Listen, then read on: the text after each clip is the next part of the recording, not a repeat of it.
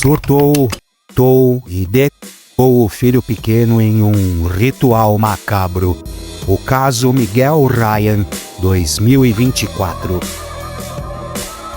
Sejam bem-vindos a mais um terrível episódio, onde a realidade decide escarrar na cara de quem ainda acredita na santidade instintiva da maternidade. Sabe aquele discurso romântico de que mãe é tudo igual, mãe protege, mãe é o porto seguro? Pois é, aqui no Maloca Pop a gente literalmente já perdeu as contas de quantas vezes vimos esse porto seguro se transformar em um matadouro cruel. Basta verificar a surreal quantidade de vídeos que já fizemos sobre esse assunto. O Brasil e o mundo parecem ter se tornado um celeiro de genitoras, porque chamar de mãe é um insulto à biologia, que usam o útero como contrato de propriedade sobre a vida e a morte. Quantos casos mais nós precisamos narrar até que a sociedade entenda que o perigo muitas vezes dorme no quarto ao lado, preparando a faca enquanto canta cantigas de ninar ou cantos ritualísticos? Hoje nós vamos dissecar a tragédia de Mangabeira, na Paraíba. Uma história de decapitação, rituais de fundo de quintal e o conveniente surto que sempre aparece para justificar a covardia de quem não tem coragem de enfrentar os próprios demônios e decide sacrificá-los no peito do filho. Preparem o estômago mais uma vez. O que vocês vão assistir hoje não é apenas mais um crime, é o retrato do abismo. Sejam bem-vindos a mais um Maloca Pop.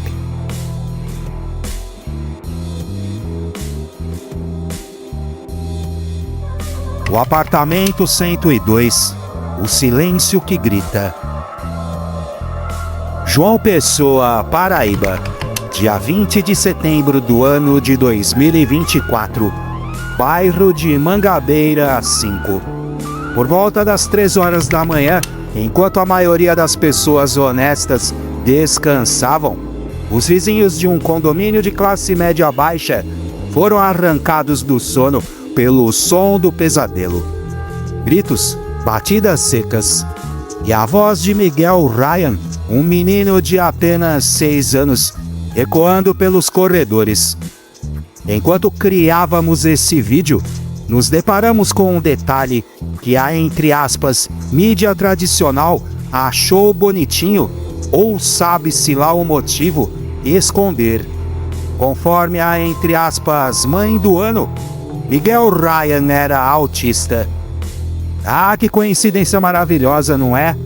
A vítima perfeita, o alvo fácil.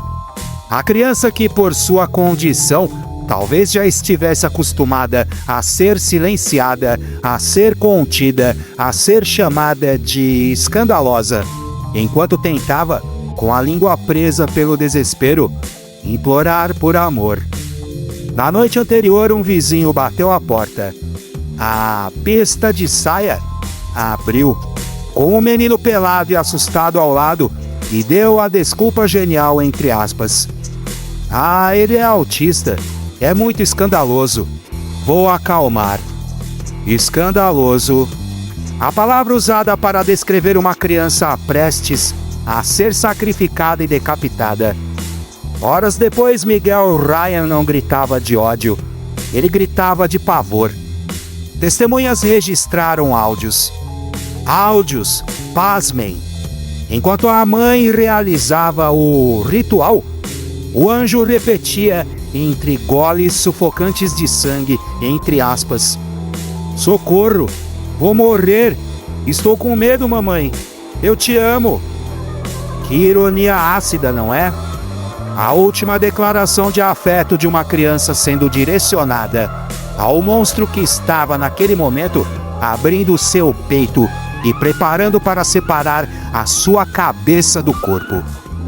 Os vizinhos, após uma hora de hesitação, Porque no Brasil o ditado imbecil do não se mete a colher para agressões contra mulheres e crianças muitas vezes custa vidas, resolveram chamar a polícia. Quando os policiais do 5º Batalhão da PM arrombaram a porta, o que encontraram foi descrito por peritos com décadas de estrada como uma cena dantesca. Lá estava ela, Maria Rosália Gonçalves Mendes, 26 anos, a mãe, sentada calmamente em uma cadeira na sala, segurando uma faca em uma das mãos e no colo, a cabeça decapitada do próprio filho.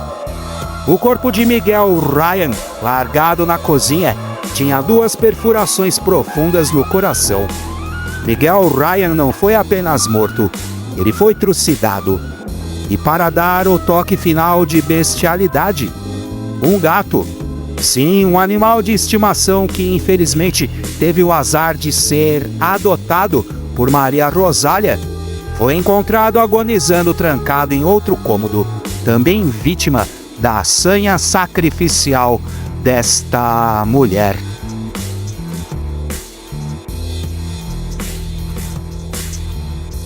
O teatro do surto e a covardia ritualística. Agora vamos falar da desculpa favorita de 10 entre 10 assassinos domésticos: o surto psicótico. A defensoria, é lógico, foi logo surfando na onda do, entre aspas, homicídio altruísta delirante. A ideia de que ela estava salvando a alma de Miguel Ryan. Só tem um probleminha neste enredo digno de novela das 9. Maria Rosália já tinha um currículo na maldade. Cerca de 1 ano antes do crime, ela já havia sido internada no Hospital Psiquiátrico Juliano Moreira. E o que aconteceu? Ela formalmente recusou o tratamento, recusou a medicação, entre aspas. "Ah, eu estou boa", dizia ela. E desse modo, ela foi liberada e colocada de volta à sociedade. E o que significa boa para esse tipo de criatura? Significa andar com uma faca na cintura, intimando vizinhos, no mês de novembro de 2023. Significa avançar contra a própria família. Significa controlar a narrativa, convencer a instituição e receber passe livre para ser um monstro. É a eficácia do sistema de tratamento de saúde mental do Brasil fazendo efeito. A verdade é mais crua. É a covardia de usar o misticismo barato para dar vazão a uma maldade latente. A polícia encontrou no celular dela inúmeros vídeos de decapitações e rituais satânicos com animais e pessoas. Conforme descrito pelos vizinhos, músicas ritualísticas tocavam no último volume no apartamento. A família tentava intervir, mas ela se isolou em Mangabeira para poder operar em paz. O tal sistema de saúde mental brasileiro falhou? Não tenha dúvidas. Mas questionamos aqui se o problema de Maria Rosália era de fato saúde mental ou maldade pura e absoluta.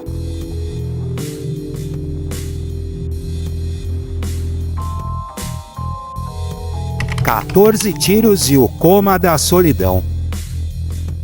Ao ser abordada pela polícia, a mãe do ano não se entregou. Ela partiu violentamente para cima dos agentes com uma tesoura e tentou cortar o próprio pescoço para dar fim à própria vida, provavelmente percebendo que o tal do ritual não incluía um final feliz para ela. Os policiais reagiram com a única linguagem que ela parecia entender naquele momento: a força. Foram 14 disparos. Ela não morreu ali, não. Foi levada com vida para o Hospital de Emergência e Trauma de João Pessoa, onde permaneceu por 28 dias. Quase um mês em coma. Durante todo esse tempo, Maria Rosália não recebeu uma única visita. Nem da mãe que ficou com a guarda provisória de Miguel Ryan meses antes, nem de amigos, se é que tinha algum. nem de ninguém. Ela era um resíduo humano deixado para apodrecer sob custódia policial. Não julgamos esse ponto. No dia 14 de outubro de 2024, uma infecção generalizada, sepse, finalmente fez o trabalho que a justiça dos homens ainda ia começar. Maria Rosália morreu. Foi de arrasta para baixo. E com a sua morte, o Estado brasileiro, em sua infinita burocracia, extinguiu a punibilidade. Caso arquivado. Miguel no cemitério, a assassina no necrotério. Fim da história? Para a lei, sim. Para a população, era apenas o começo.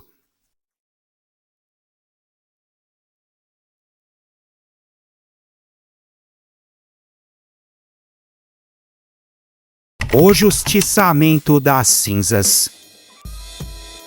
O enterro de Miguel Ryan ocorreu em 21 de setembro, em Pedras de Fogo, sob revolta e dor.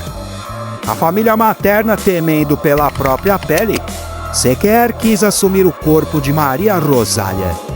Que covardia deliciosa, não? Geraram o monstro, sabiam do histórico de violência e quando a merda bateu no ventilador, correram para as colinas. Mas quem somos nós para julgar a atitude dessa família? Guardemos nossas energias para julgar outros pontos, não esse. Ela foi enterrada sozinha, quase como um segredo sujo, no cemitério de Itambé, em Pernambuco. Mas o ódio coletivo da população tem memória longa, praticamente infinita. Na madrugada do dia 19 de outubro de 2024, apenas 2 dias após a sua morte, o túmulo de Rosália foi violado. Um grupo de justiceiros anônimos, ou talvez agentes da Justiça das Sombras, desenterrou o cadáver e ateou o fogo. É irônico, não é? Ela que gostava de rituais macabros com velas e facas, acabou sendo o centro de um ritual de purificação pelo fogo. Há quem diga entre os supersticiosos de plantão que o povo fez isso para impedir que o espírito perturbado dela voltasse como assombração. Ah, faça-me o favor. Foi muito mais simples do que isso. Foi nojo puro. Foi a certeza de que aquele monte de carne apodrecida não merecia nem o descanso na terra. Se a lei não pôde trancá-la, e o maloca pop particularmente acha que cadeia ou internação psiquiátrica para Maria Rosália seria pouco, o povo decidiu que nem a terra a receberia. O corpo que gerou Miguel Ryan foi transformado em cinzas ao relento.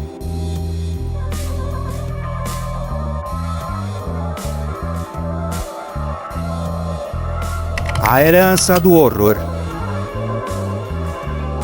Maria Rosália morreu indiciada por homicídio triplamente qualificado, mas nunca saberá o peso de uma condenação oficial. O que sobra dessa tragédia não é apenas o sangue no chão da cozinha em Mangabeira. É a pergunta que não quer calar. Como uma sociedade produz tantas mães como a desprezível Maria Rosália? Quantos mais? Quantos mais casos terríveis como esse o Maloca Pop vai ter que mostrar além do que já mostramos? O denominador comum é sempre o mesmo. O porto seguro que se transforma em matadouro cruel, a genitora que usa o útero como contrato de propriedade sobre a alma de uma criança. A fé, o ritual, a doença mental. Até quando tentarão explicar o inexplicável com esses argumentos? A história de Miguel Ryan não é apenas um crime isolado, ou mais um. É o que sempre dizemos aqui. É um lembrete sarcástico de que o monstro não vive debaixo da cama. Ele muitas vezes é quem prepara o café da manhã mascarado de amor de mãe.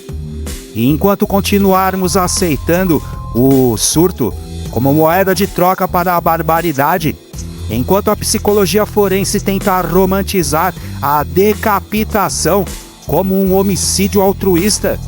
Continuaremos ouvindo áudios de crianças captados por vizinhos dizendo que amam quem as destrói. Maria Rosália virou fumaça, virou cinzas. Nós achamos que ela mereceu, mas cada um com a sua opinião. Miguel Ryan virou saudade. E nós aqui no Maloca Pop continuamos, infelizmente, esperando o próximo caso, porque se tem uma coisa que a natureza humana nos ensinou, é que o abismo sempre tem um porão.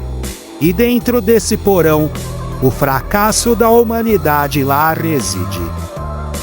Boa noite, se é que vocês conseguem dormir depois dessa. Esse foi mais um Maloca Pop.